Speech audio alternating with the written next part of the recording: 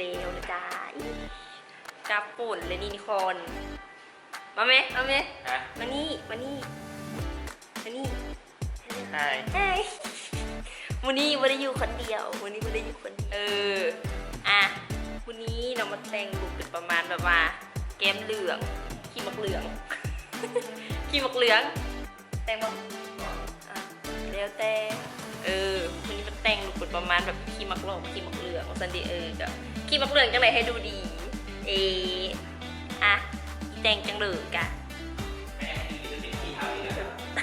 เหลืองโคสุภาพเท้าเหลืองแม่ดูดีด้วยขี้เท้าเหลืองโอเคแต่งจังไรกะไปเบิ้งล่าสุดใส่อันนี้เป็นตัวสกิปเลย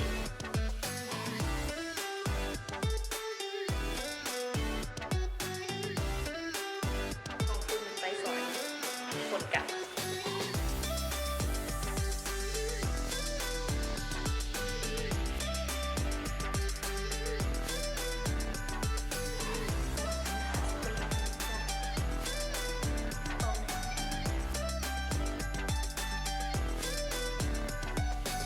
จะใส่ตัวนี้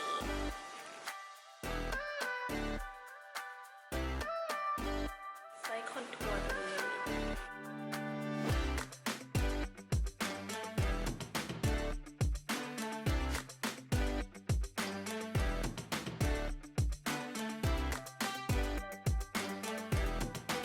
เหลืองด้วยขวดตา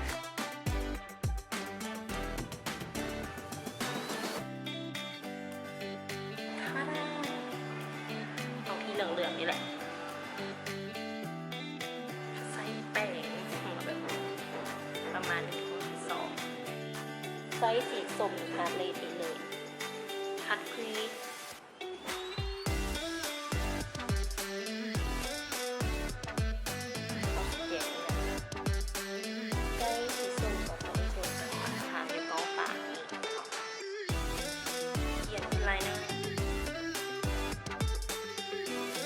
เขียนทั้งลูกคืนเขียนคิ้วนะจ๊ะ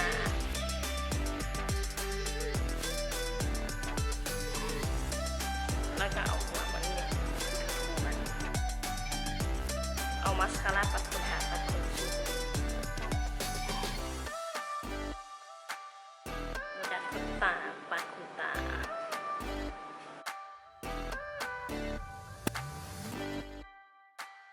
เขียนอายไลเนอร์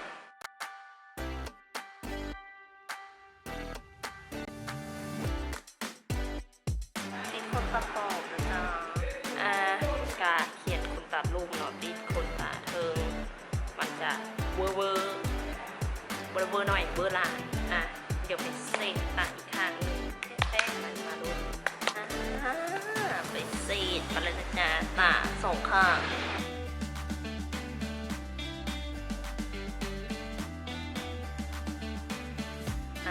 นี่ปัดเทียมเหลืองมามันมีขี้มักเหลืองทานในเทียมชาเก่าจ้าเอาแปรงที่ลงสีแบบที่แหละลงกับสีเหลืองแอบลงชมนิดนึงได้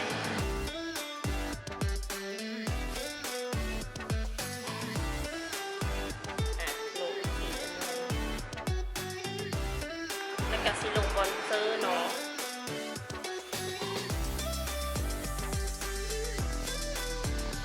วัดสันดังเอาสีนี้มาเป็นไฮไลท์ยังกระทูใส่แป้งกับคอนซีลเลอร์เก็บรายละเอียดอยู่กองคิ้วนะจ๊ะ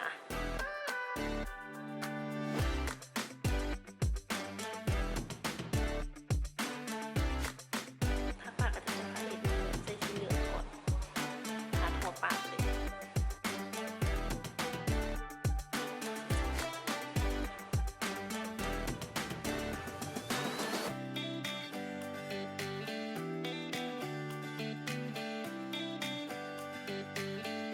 ตามด้วยลิปสติกถ้าหุบขึ้นมา4มูมินิตีก็เอาตัวนี้แหละคุมไปอีกเอา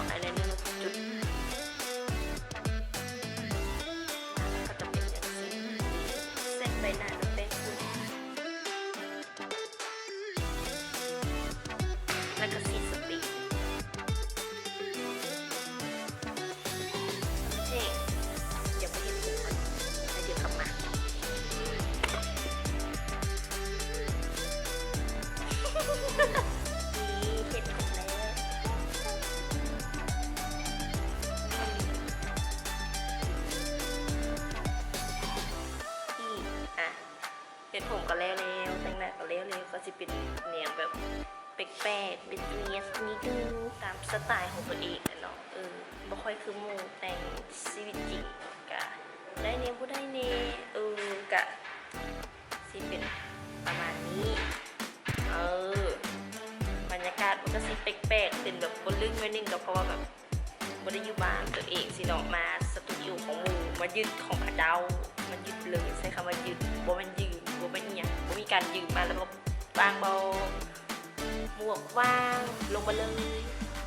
ปฐมบ่ถามสุขภาพอีกบ่เข้าไปจะให้ใส่บ่โบมันใส่มันลวงใส่เลยอ่ะเขาคิดตึกสิเป็นประมาณนี้เป็นแบบผมตัวผมกะก็จะเป็นต้องเฮ็ดทรงนี่ก็ได้เนาะแล้วจะก็คือจะเฮ็ดทรงได้แต่มันทางเขากะสะดวกในทรงนี้เป็นสนะกับทรงนี้ไป